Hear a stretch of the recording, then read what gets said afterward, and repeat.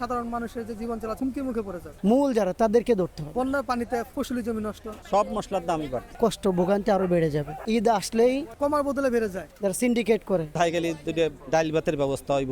120 টাকা চাউল যদি 190 টাকা হয় তাহলে কত গুণ বাড়ছে। ইন্ডিয়ান যে মরিচটা হয়, ইন্ডিয়ান আমদানি তো বর্তমানে দেশের যে পরিস্থিতির কারণে আমদানি বন্ধ, যে কারণে মরিচের দাম বেড়ে গেছে প্রতি কেজি প্রতি 70 থেকে 80 টাকা। হলুদের মূল্য প্রায় 30 থেকে 40 টাকা বাড়তি। মশলাপাতি যেমন ধরেন এলাচ, দারচিনি, জিরা বা বিভিন্ন যা আছে সব কিছুর দাম ঊর্ধ্বগতিতে আছে। গত সপ্তাহের তুলনায় এই সপ্তাহে একটু চড়া সংকটে, আর এই চড়া সংকটের কারণে বাজারে ক্রেতারা কম, আমাদের বেচা কিনা কম, সব দিক দিয়ে মুশকিলতা। এখন আমাদের বর্তমান বাজার পরিস্থিতি অনুসারে যে বুঝতে পারতেছি সামনে হয়তো আরও দাম বৃদ্ধি হতে পারে, তো সাধারণ মানুষের যে জীবন চলাচল আরও হুমকির মুখে পড়ে যাবে। যে বর্তমানে দেশের পরিস্থিতি অনুযায়ী দেশে খাদ্য সংকট, মজুত থাকার কথা সেই পরিমাণে মজুত নাই। আর বিশেষ করে বর্তমানে ভারতের যে পণ্যগুলো বাংলাদেশে আসতো সেগুলোও এখন বন্ধ। এছাড়া বাহির থেকে যেগুলো আসতো সেগুলো ইরানি যুদ্ধের কারণে তেল বা ধরেন বিভিন্ন পণ্য নিত্য প্রয়োজনীয় জিনিসপত্র যা হইতো সেগুলো এখন বন্ধ। যে কারণে বর্তমান অবস্থা অনুযায়ী দেশের সংকটে কারণ একমাত্র কারণ হলো দেশে মজুত কম থাকার কারণে। আর এখন যে বিশেষটা হইলো তা হলো বন্যার পানিতে মানুষের ফসলি জমি নষ্ট, তো সেক্ষেত্রে খাদ্যের সংকটটা আরও একটু বেড়ে গেল। এই হলো বর্তমান অবস্থান। বিশেষ করে যে আমাদের ধর্মীয় যে মুসলিম প্রধান দেশে যে রোজা এবং ঈদ, এই দুই ঈদে কমার বদলে বেড়ে যায়, তাও একমাত্র কারণ। আর যেটা আমি নিজে ব্যবসায়ী হিসেবে আমি নিজে মনে করি তা হলো বড় বড় সিন্ডিকেট যারা থাকে, মজুতদার, ওনারা নিজেদের পণ্যগুলো কিছু সংখ্যক মজুত করে, কিছু সংখ্যক হাটে ছাড়ে, যার কারণে ঈদের সময় ছাড়ে বা পরবর্তীতে ছাড়ে, এই কারণে কিছুটা সংখ্যক হয়ে যায়। এখন আমরা ধরেন সাধারণ ব্যবসায়ী, এটা অল্প সংখ্যক কিনি, অল্প সংখ্যক বিক্রি করি, তো যারা বেশি মাত্রায় আনে মনের মন ট্রাকের ট্রাক, তারা এখানে কিছুটা মজুত করে দিয়ে সংকটে ফেলায়। কোরবানি তো চলে আসছে কাছে, তো আমাদের দেশে যেটা দেখা যায় ঈদ আসলেই বিশেষ করে একটা কুচক্র মহল আছে, বিশেষ করে যারা সিন্ডিকেট করে, একদম সুতা থেকে শুরু করে স্বর্ণ পর্যন্ত প্রত্যেকটা জিনিসের মধ্যে সিন্ডিকেট। বিশেষ করে ঈদ আসলে মশলার উপরে একটা সিন্ডিকেট চলে, তো প্রত্যেকটা জিনিসের উপরে দাম বাড়িয়ে দেয়, যা অন্যান্য মাসের তুলনায় একটু কম থাকে, কিন্তু কোরবানি আসলে এটা দ্বিগুণ হয়ে যায়। যেমন আমি এখন কিনতে আসলাম, এই জিরা ছিল যেটা আমি নিতে চাইছি আধা কেজি 300 টাকা, 600 টাকা কেজিটা, এখন এটা 680 টাকা, না 80 টাকায় বেশি।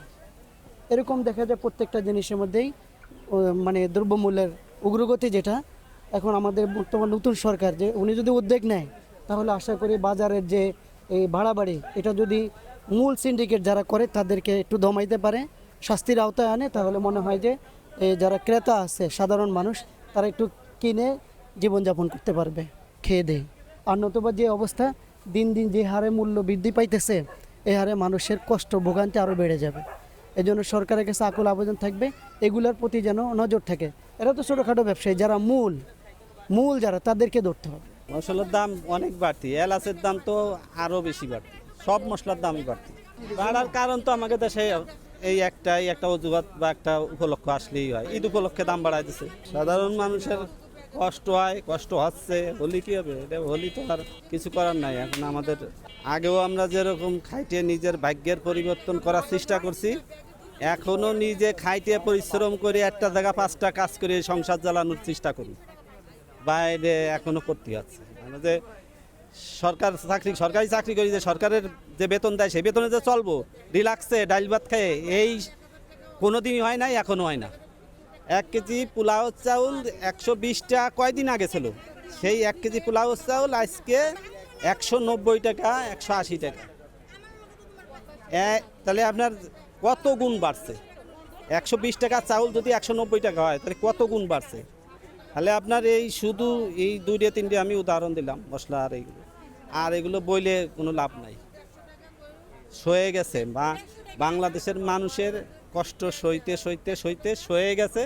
এখন ওরা নিজেরাই ঘরে না চাল যদি না থাকে, খাবার না থাকলে চেষ্টা করে যে কোথায় গেলে দুটো ডাইল ভাতের ব্যবস্থা হইব, একটু কষ্ট করি বাড়ায়, একটু পরিশ্রম করি বাড়ায় পরিশ্রম করলে হয়তো আসতে পারে, আল্লাহ দিলে রিজিকের ব্যবস্থা হতে পারে, এই চেষ্টাই করে বাংলাদেশের মানুষ। এখন আমরাও করি, আমিও করি। 96 সালে আমার চাকরি হয়েছে, তখন 1200 টাকা বেতন পেতাম, সরকারি চাকরি 1200 টাকা বেতন পেতাম। তারপরে 4100 টাকা বেতন পাইছি। আর এখন 30,000 টাকার উপরে বেতন পাই। সে সময় এর থেকে অনেক ভালো চলছি, ধন 1200 টাকা বেতন পাইছি, সে সময় এর থেকেও ভালো চলছে, আল্লাহ ভালো চালাইছে। কেন? যে এখন তো টাকা কম আছে, আমি আরেকটা কাজে নামিয়ে যাই, হালালভাবে আরেকটা কাজে নামিয়ে যাই, ওখানে যদি কিছু আল্লাহ রিজিকের ব্যবস্থা করে দেয়, এইভাবেই মানুষ চলে। বাংলাদেশের মানুষ এইভাবেই চলে। বাংলাদেশের মানুষের যে সরকার আছে বা মা বাপ আছে বা গার্ডিয়ান আছে, আর একটা সে আমারে হেল্প করব, এরকম আশা বাংলাদেশের মানুষের নাই, বা আদৌ হবে কিনা সন্দেহ। মানুষ সরকারি চাকরি করে তো একটা আশা করি যে আমি একটা সরকারি চাকরি করি, আমার এই ওসিলায় আমার ফ্যামিলির রিজিকের ব্যবস্থা হবে, কিন্তু তা হয় না বাংলাদেশে। বেতন বাড়াবে করে সব জিনিসের দাম বেড়ে গেছে, এমন কোনো জিনিস নাই যে দাম বাড়ে নাই। আর বেতন বাড়ানোর তো কোনো আওয়াজই নাই, খালি ওই নেটে ফেসবুকে ইউটিউবে এই দেই যে বেতন বেড়ে গেছে। আর এইগুলো দেখে তো যারা ব্যবসা করে ওরা আরও বাড়াই দিয়েছে, মনে করতেছে যে বেতন বাড়িয়ে গেছে, কিন্তু আসলে তো না, এ তো শুধু ফেসবুক ইউটিউবেই বাড়ছে, এই আর কি। তা আমাকে যত যে জায়গা আছি আমরা, আল্লাহ ভালো রাখছে, আল্লাহ যেন এইভাবেই মান সম্মানের সাথে দুনিয়াতে নিয়ে যায়।